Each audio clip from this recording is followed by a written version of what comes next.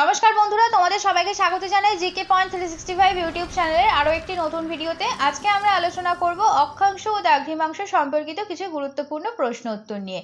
আজকে যে টপিকটা আমরা আলোচনা করব, এই টপিকটা একটা খুবই গুরুত্বপূর্ণ টপিক। বিভিন্ন কম্পিটিটিভ এক্সামে এখান থেকে বহু প্রশ্ন আসে, সেই কারণে অক্ষাংশ এবং দ্রাঘিমাংশ এই টপিকটা তোমাদের খুব ভালোভাবে তৈরি করে রাখতে হবে। বিভিন্ন কম্পিটিটিভ এক্সামে কমন প্রশ্ন পাওয়ার জন্য অক্ষাংশ এবং দ্রাঘিমাংশটাকে কিন্তু তোমাদের তৈরি করতে হবে। সেই জন্য আজকের ভিডিওটা একটু স্কিপ না করে পুরোটা তোমাদের দেখতে হবে। আশা করছি আজকের ভিডিওটা তোমাদের সবার খুব ভালো লাগবে। ভিডিও ভালো লাগলে অবশ্যই ভিডিওটিকে একটা লাইক করো, তোমার বন্ধুদের সাথে শেয়ার করো, আমাদের কমেন্টে জানাও ভিডিও তোমাদের কেমন লাগলো। আর তোমরা যদি আজকে আমাদের চ্যানেলে নতুন হয়ে থাকো, যদি ভিডিও প্রথম দেখো, ভিডিও ভালো লাগলে অবশ্যই আমাদের চ্যানেলটিকে সাবস্ক্রাইব করে পাশে থাকা বেল বাটনটি ক্লিক করে অল করো ফর অল নোটিফিকেশন। তাহলে চলো দেরি না করে শুরু করা যাক আজকের ভিডিও। 1 নম্বর প্রশ্ন, কলকাতার অক্ষাংশ ও দ্রাঘিমা কত? উত্তর, অক্ষাংশ হলো 22 ডিগ্রি 34 মিনিট উত্তর, আর দ্রাঘিমা হলো 88 ডিগ্রি 30 মিনিট পূর্ব। 2 নম্বর প্রশ্ন, গ্রিনিচের প্রমাণ সময়ের সঙ্গে ভারতের প্রমাণ সময়ের পার্থক্য কতটা? উত্তর, 5 ঘন্টা 30 মিনিট। 3 নম্বর প্রশ্ন, কোন স্থান বিষুবরেখার মধ্যে অবস্থিত হলে তার অক্ষাংশ কত হবে? উত্তর, 0 ডিগ্রি। 4 নম্বর প্রশ্ন, ভারতের প্রমাণ দ্রাঘিমা কত? উত্তর, 82 ডিগ্রি 30 মিনিট পূর্ব দ্রাঘিমা। 5 নম্বর প্রশ্ন, কোন যন্ত্রের সাহায্যে অক্ষাংশ পরিমাপ করা যায়? উত্তর, সেক্সট্যান্ট যন্ত্রের সাহায্যে। 6 নম্বর প্রশ্ন, উত্তর গোলার্ধের মেরু নক্ষত্র কোনটি? উত্তর, ধ্রুব তারা। 7 নম্বর প্রশ্ন, 1 ডিগ্রি দ্রাঘিমার পার্থক্যে সময়ের পার্থক্য কত হয়? উত্তর, 4 মিনিট। 8 নম্বর প্রশ্ন, পৃথিবীতে মোট কয়টি অক্ষরেখা আছে? উত্তর, নিরক্ষরেখা সহ মোট অক্ষরেখার সংখ্যা হলো 179টি। 9 নম্বর প্রশ্ন, অক্ষরেখাগুলির মধ্যে প্রধান ও গুরুত্বপূর্ণ রেখাটির নাম উল্লেখ করো। উত্তর হচ্ছে নিরক্ষরেখা বা বিষুবরেখা। 10 নম্বর প্রশ্ন, নিরক্ষরেখা পৃথিবীকে কোন দুটি গোলার্ধে ভাগ করেছে? উত্তর হলো উত্তর গোলার্ধ ও দক্ষিণ গোলার্ধ। 11 নম্বর প্রশ্ন, অক্ষরেখার সর্বোচ্চ ও সর্বনিম্ন মান কত? উত্তর, সর্বোচ্চ মান 90 ডিগ্রি, সর্বনিম্ন মান 0 ডিগ্রি। 12 নম্বর প্রশ্ন, অক্ষরেখাগুলি কোন দিক থেকে কোন দিকে বিস্তৃত হয়? উত্তর, পূর্ব থেকে পশ্চিম দিকে বিস্তৃত হয়। 13 নম্বর প্রশ্ন, সবচেয়ে বড় অক্ষরেখা কোনটি? উত্তর হলো নিরক্ষরেখা।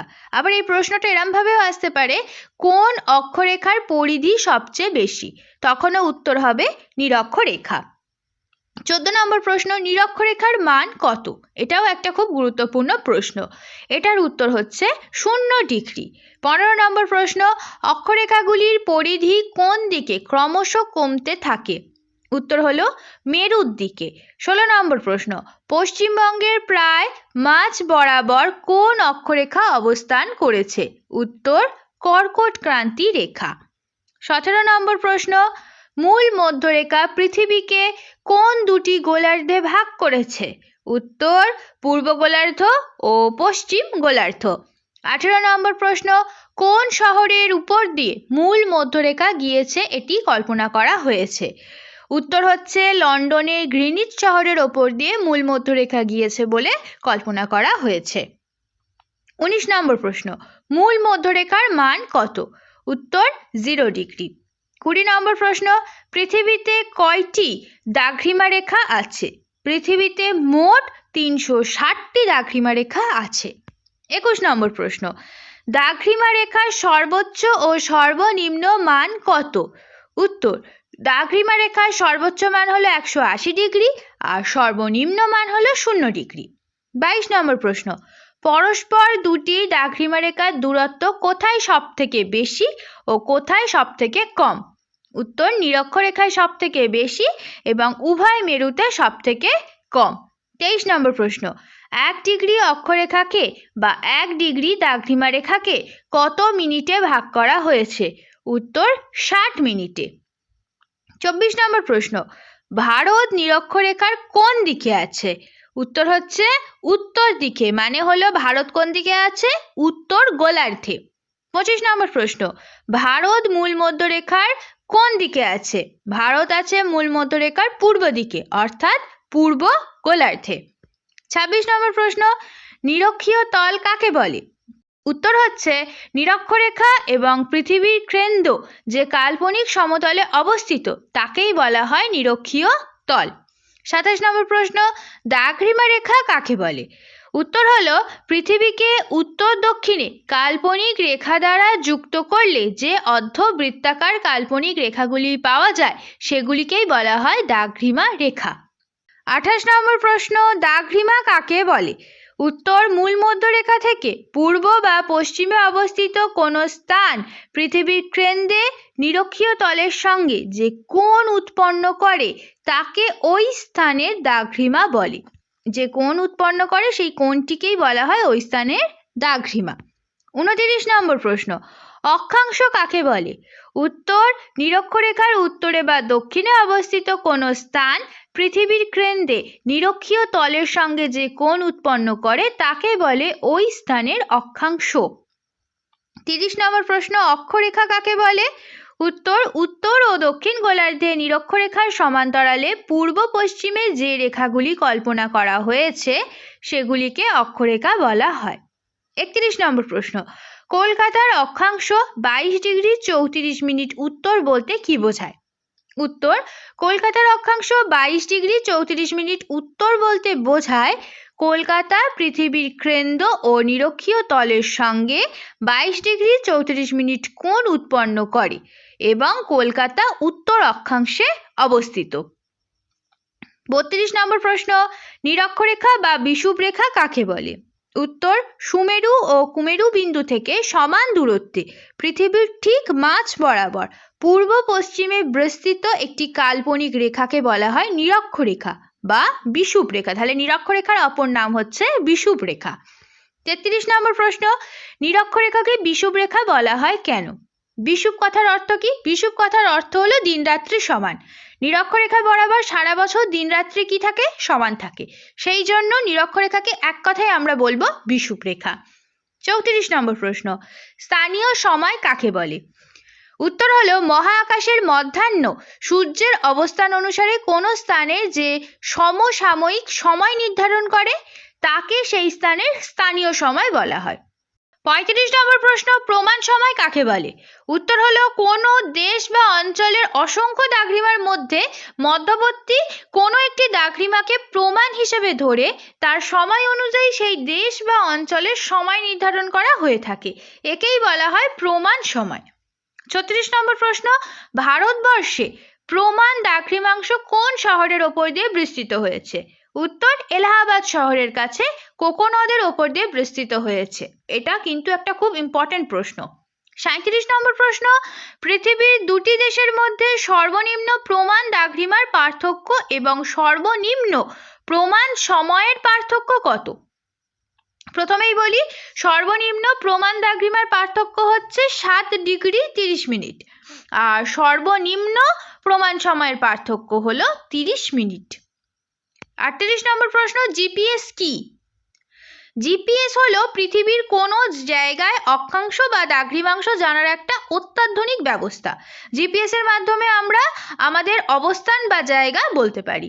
জিপিএস এর ফুল ফর্ম কি? পুরো কথা কি? জিপিএস এর ফুল ফর্ম হলো গ্লোবাল পজিশনিং সিস্টেম। 39 নম্বর প্রশ্ন, ক্রোনোমিটার কি? ক্রোনোমিটার হলো একটা ঘড়ি বা এক প্রকার ঘড়ি যা সর্বদা গ্রিনিচের সময়কে সঠিকভাবে নির্ধারণ করে। এটা কে আবিষ্কার করেছেন? এটি আবিষ্কারক হলেন ইংল্যান্ডের বিজ্ঞানী জন হ্যারিসন। 40 নম্বর প্রশ্ন, অক্ষরেখার বৈশিষ্ট্যগুলো কি কি বা বৈশিষ্ট্য লেখো। অক্ষরেখাগুলি পূর্ব ও পশ্চিম দিকে বিস্তৃত কাল্পনিক রেখা, এটা 1 নম্বর। 2 নম্বর হচ্ছে প্রত্যেকটি অক্ষরেখার পরিধি সমান নয়। নিরক্ষরেখা থেকে উত্তর ও দক্ষিণে পরিধি ক্রমশ কমতে কমতে 2 মেরুতে গিয়ে বিন্দুতে পরিণত হয়। 3 নম্বর হচ্ছে প্রতিটি অক্ষরেখা গোলাকার হয় এবং পরস্পরের সমান্তরালে অবস্থান করে। 4 নম্বর, অক্ষরেখার সর্বনিম্ন মান হলো 0 ডিগ্রি এবং সর্বোচ্চ মান হলো 90 ডিগ্রি। 41 নম্বর প্রশ্ন, দাঘ্রিমা রেখার বৈশিষ্ট্য লেখো। দাঘ্রিমা রেখাগুলি উত্তর দক্ষিণে বিস্তৃত কাল্পনিক রেখা। প্রতিটি দাঘ্রিমা রেখা অর্ধবৃত্ত এবং সকলের পরিধি সমান। 3 নম্বর, দাঘ্রিমা রেখাগুলি পরস্পর সমান্তরাল নয়। 4 নম্বর, দাঘ্রিমা রেখার সবচেয়ে কম মান হলো 0 ডিগ্রি এবং সর্বোচ্চ মান হলো 180 ডিগ্রি। 42 নম্বর প্রশ্ন, অক্ষরেখার ব্যবহার লেখো। অক্ষরেখা ভেদে সূর্যরশ্মির পতন কোণের তারতম্য ঘটে, অর্থাৎ কোনো অঞ্চলের জলবায়ুর প্রকৃতি জানা যায় অক্ষরেখার সাহায্যে। 43 নম্বর প্রশ্ন, দাঘ্রিমা রেখার ব্যবহার লেখো। উত্তর, দাঘ্রিমা রেখার সাহায্যে পৃথিবীর পূর্ব ও পশ্চিম গোলার্ধের যে কোনো স্থানের অবস্থান নির্ণয় করা যায়। 2 নম্বর হলো 180 ডিগ্রি দাঘ্রিমা রেখা পৃথিবীতে তারিখ বিভাজনের কাজ করে, অর্থাৎ দিনের সামঞ্জস্য বজায় রাখে। 44 নম্বর প্রশ্ন, নিরক্ষরেখা বরাবর হাঁটলে সময়ের পরিবর্তন হয় কেন? উত্তর, নিরক্ষরেখা বরাবর হাঁটলে প্রতিটি দাঘ্রিমা রেখাকে অতিক্রম করে যেতে হবে। পৃথিবী নিজ কক্ষের ওপর একবার আবর্তন করতে সময় নেয় কত? 24 ঘন্টা, অর্থাৎ 360 ডিগ্রি অতিক্রম করতে 24 গুণ 60 সমান 1440 মিনিট। অর্থাৎ 1 ডিগ্রি দাঘ্রিমা অতিক্রম করতে পৃথিবী কত সময় নেয়? 1440 যোগ 3060 করলে কত হবে? 4 মিনিট। তাই নিরক্ষরেখা বরাবর হাঁটলে 1 ডিগ্রি দাঘ্রিমা অতিক্রম করতে 4 মিনিট করে সময়ের পার্থক্য হয়। 45 নম্বর প্রশ্ন, মূল মধ্যরেখা বরাবর হাঁটলে জলবায়ুর পরিবর্তন হয় কেন? উত্তর, মূল মধ্যরেখা উত্তর দক্ষিণে বিস্তৃত এবং প্রতিটি অক্ষরেখাকে সমকোণে ছেদ করেছে।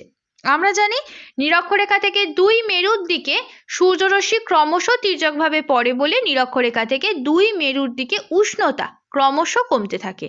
তাই নিরক্ষরেখা থেকে মূল মধ্যরেখা বা অন্য যে কোনো দাঘ্রিমা বরাবর মেরু অঞ্চলের দিকে এগোতে থাকলে জলবায়ুর পরিবর্তন লক্ষ্য করা যাবে। 46 নম্বর প্রশ্ন, এক দাঘ্রিমা রেখায় স্থিত স্থানগুলি সেইখানকার যে স্থানীয় সময় তা এক নয় কেন?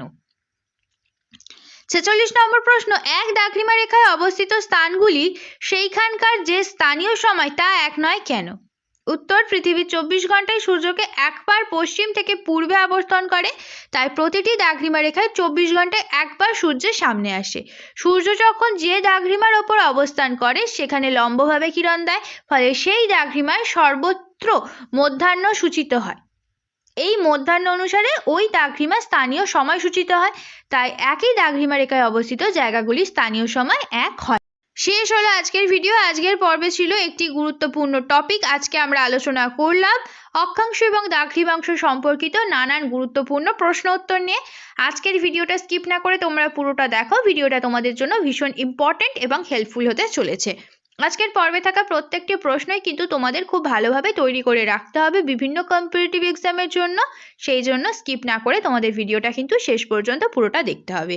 ভিডিও ভালো লাগলে অবশ্যই ভিডিওটিকে লাইক করো, তোমার বন্ধুদের সাথে শেয়ার করো, আমাদের কমেন্টে জানাও ভিডিও তোমাদের কেমন লাগলো, তোমরা নতুন কোন টপিকের ওপর ভিডিও দেখতে চাও। আর তোমাদের যদি এই ভিডিও ভালো লাগে, তোমরা যদি আজকে আমাদের চ্যানেলে নতুন হয়ে থাকো, ভিডিও ভালো লাগলে আমাদের চ্যানেলটিকে সাবস্ক্রাইব করো, পাশে থাকা বেল বাটনটি ক্লিক করে অল করো ফর অল নোটিফিকেশন, যাতে সবার প্রথমে আমাদের নোটিফিকেশন পৌঁছে যায় তোমাদের কাছে। তাহলে চলো দেখা হচ্ছে পরবর্তী ভিডিওতে। ততদিন ভালো থাকো, ভালো রাখো, এইভাবে আমাদের উদ্বুদ্ধ করতে থাকো, আমাদের আরও উৎসাহিত করতে থাকো। ধন্যবাদ।